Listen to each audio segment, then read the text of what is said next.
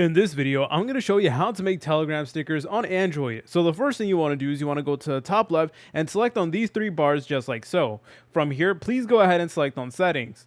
Once you're over here, please go ahead and scroll down until you see chat settings right over here. And then from here, all you want to do is you want to go ahead and keep on scrolling until you see stickers and emojis. So please go ahead and press on that. And then you'll notice that over here, it will say artists are welcome to add their own sticker sets using our stickers bot. So all you want to do is you want to go ahead and press on add stickers right over here. And then you want to go ahead and press on start. And basically it is going to walk you through all the instructions that you guys need to do in order to actually create your very own stickers on Telegram Android. So there's a lot of different options over here. You guys can create new stickers. You guys could delete ones that you don't like. There really is up to you. So for this video, let's go ahead and just do the new pack command right over here.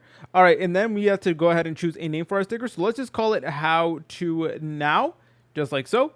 And then there you go. All right, now we need to go ahead and actually send the image. So the file needs to be in a PNG or a WebP format with a transparent layer, and it must fit into a 512 by 512 squares. And it also does say that the sticker should have a white stroke and a black shadow. So honestly, they kind of really want a specific type of design. So just make sure you do find a sticker that has all those things. Another thing is that you guys want to add the image as a file, not an image. So go ahead and press on this like paperclip icon just like so. And then you want to go ahead and press over here where it does say file. And then from here, you guys could upload whatever you want. So let's go ahead and upload this and let's go ahead and send it in. So yeah, from here, you guys are able to go ahead and upload the image of your liking, and then it is going to convert it into a sticker. If you guys found this video helpful, make sure to leave a like and subscribe. I'll see you in the next tutorial.